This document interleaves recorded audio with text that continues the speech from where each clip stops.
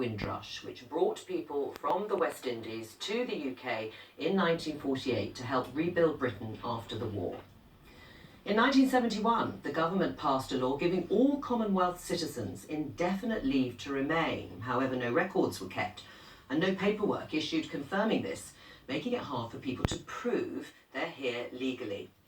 Then in 2012, when Home Secretary Theresa May announced an immigration crackdown, saying she wanted to create a really hostile environment for illegal immigrants, the law was changed so that if people didn't have the proper documentation, they wouldn't be able to work or gain access to housing and benefits, making it tough for the Windrush generation and their children to prove their status.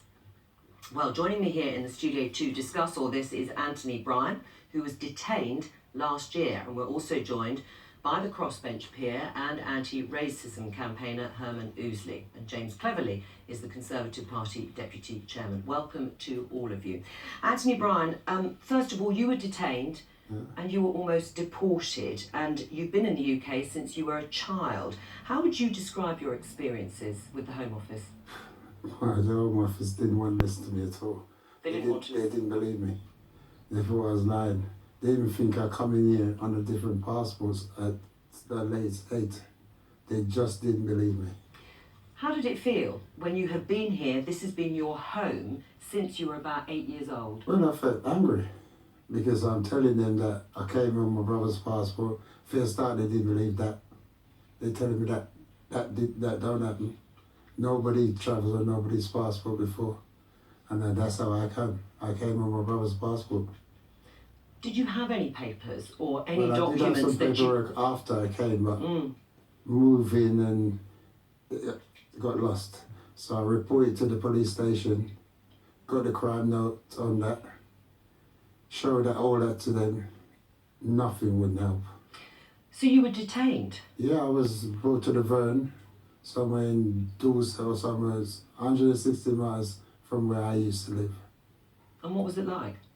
It was a nightmare because I thought that was it. I thought after they bring me to this place here, next place was Jamaica because I was locked up. I couldn't come out.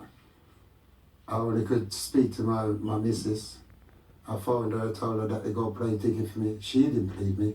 And this was a plane ticket to send you to Jamaica? Yeah. And how were you kept off that plane? You had to pay to cancel it. You had to pay to cancel that flight. Although I didn't book it, I had to pay to cancel it. So you, in the end, had to actually put up the money to stop yourself being wrongly deported? Yeah. So you were detained for how long? First time I was detained for 3 weeks. And the second time 2 weeks. And when was all this? Well, the last time was about a couple months back. And before that, a couple months before that. So every couple months, that's why I was so nervous when I went to sign on. Because every time I go sign on, you don't know if you're coming back out. So this has been going on, this sort of yo-yoing in and out of detention for 2.5 years, and the Home Office hasn't listened to anything you have to say about how you arrived. I mean, did they explain why they were questioning your legal status? No, they just said I'm illegal, and the capital want me out. Well, capital and immigration want me out of the country because I'm illegal. Because the immigration applied capita to do all of that. To do the... Mine's capita pick you up. That's it. Has it been resolved now? Well, I got word of mouth that my BMX card is at the office, but I have no evidence in my hand. I have not received nothing yet. I'm frustrated with sweat. James Cleverly, do you want to apologise? Yes, without a shadow of a doubt. The Prime Minister has apologised already. She's meeting representatives of Caribbean governments.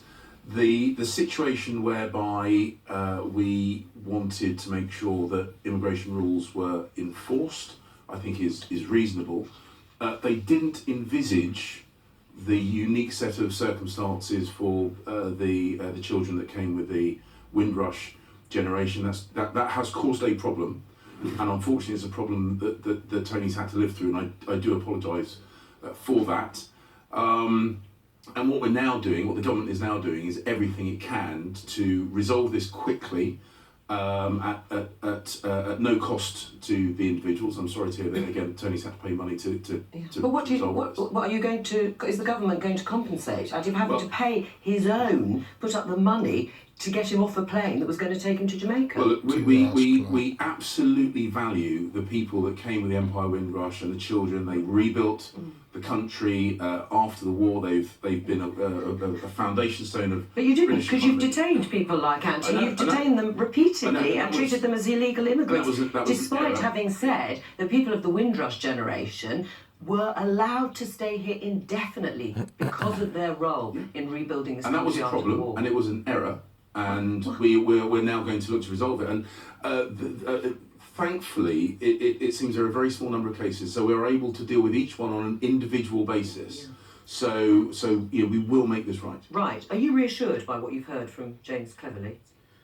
Well, it's better than what we've had 24 hours ago, but it's still not, I think, satisfying a lot of people who continue to have concerns. You see, the government, I asked the question in the House of Lords only 6 weeks ago, and it was answered to say no representations have previously been made to the government about the likely implications of what they were doing. The reality is, Commonwealth Caribbean countries' heads of government had made representation to the Foreign Office back in 2016 about Right. this. So the experience that you have had over the last 2 years were already likely to occur because it was raised with government. And Right. So the problems that have been experienced is that government will not listen, did not listen.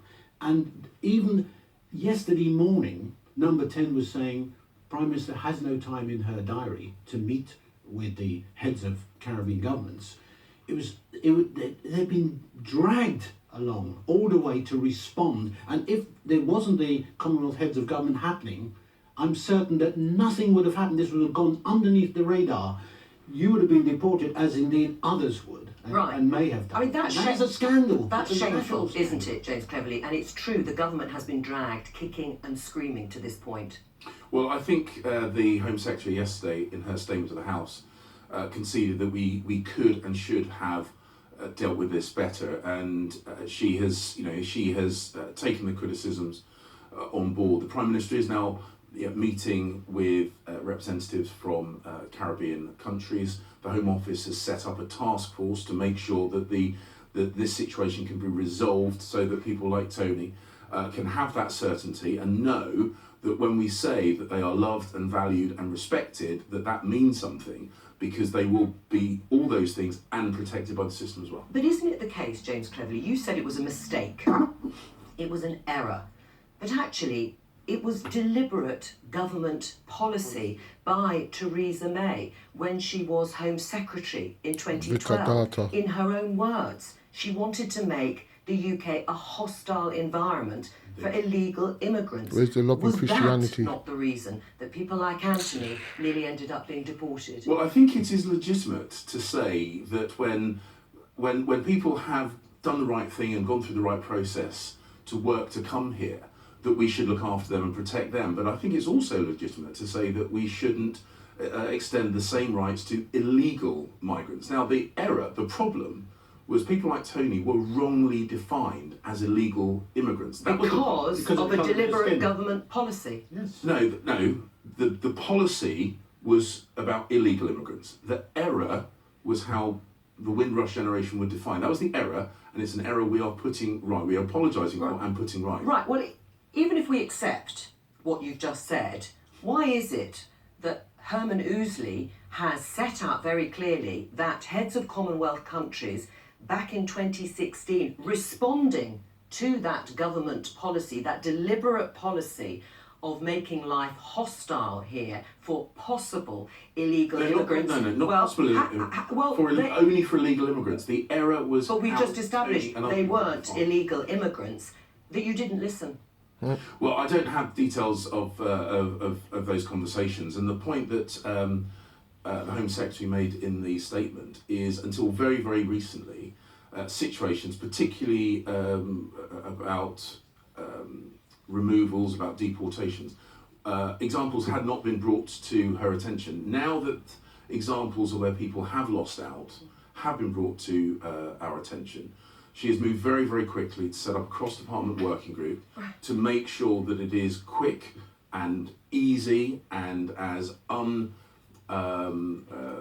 complicated as possible for people to regularise their status so they can know that they are absolutely secure in their status here as welcome parts of British society. If the government had reacted quickly, they would have listened to the concerns raised by the Commonwealth heads. I interviewed the High Commissioner for Barbados, who said it was because there was a certain atmosphere of deference from people like Anthony, that generation, that they were ignored by the government. Do you accept that? I'm not sure I would agree with that. Perhaps he knows, Bajans and other people from West Indies better than me. So I'm not necessarily saying that he's wrong to take that on board. I know very well from my own experience. My mother came from West Africa, during that period in the 1960s, and I know that there was a real desire to become, a fully integrated part of British society from a lot of migrants at that time.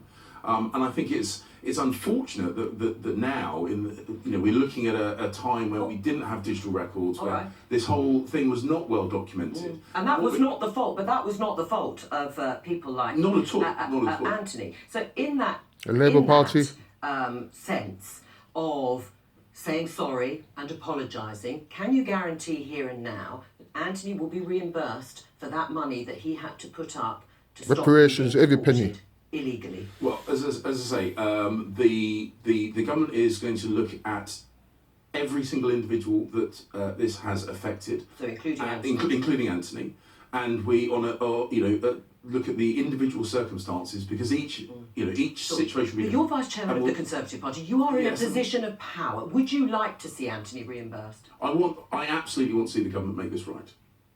So you would like to see Anthony reimbursed for this? Well, as I say, I personally cannot make that guarantee. Well, you could. You are the Vice Chairman of the Conservative Party. You're sitting here opposite Anthony. You've said that it was a dreadful error what happened to him and potentially to others. You could give him that guarantee and make it happen. That's right. Well, I can't make it. I can't give a guarantee. I can't make it happen. However, can't vote for these people, man. With Number 10, they've made it absolutely clear they want to do the right thing by people who have given their lives supporting the country, and that will be each individual. That will mean a slightly different thing. Are you reassured by that, Anthony? No. No, I don't even know. I don't know. All I know that I'm happy with the progress that's happening, and I'm happy that most of the my black sisters and brothers, people start to recognise them that they're not all legal, and that part of it I'm kind of happy about.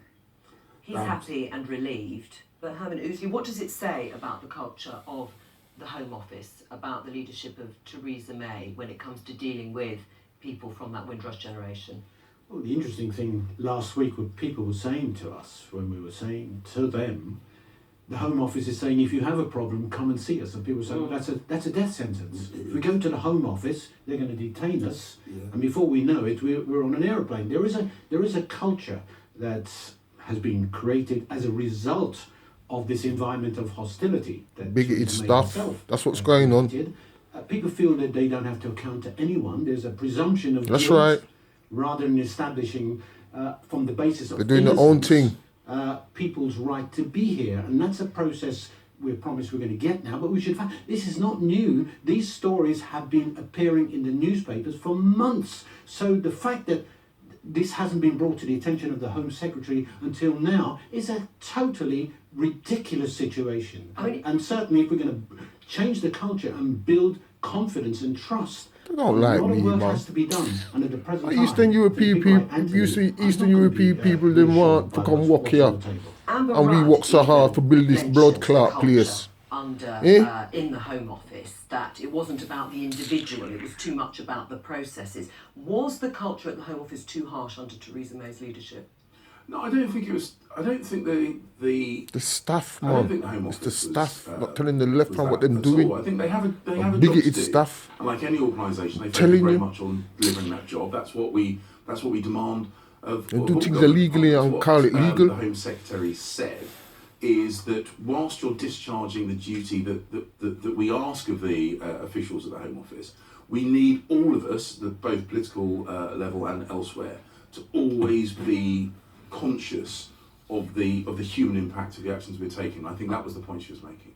How does the government make this right? Well, I'm really disappointed that James hasn't offered on this programme to walk out of the studio with Anthony into the Home Office and give him money. Responsibility for ensuring that he gets his money back. And She what I smoked see the weed. Tories She used to do smoke is weed say, back in the this day. wasn't a malicious She policy, get high this was a on final high error. grade. What I want to hear the government This one, yeah. do is apologise for the way that they've made Anthony and many people like him feel, because they've contributed to our society for decades, financially, socially, in every possible way. You've apologised for a filing error, not about how this makes him and people like him experiencing this feel and their place in society. No, sorry, if that's how it came across, Is that fair? if that's how it came across, that's not what I meant. Let him speak. Pardon? The detention centres are packed full. And you sat here and told us that you went to the Home Office and you weren't believed. They didn't believe. They didn't want to see me.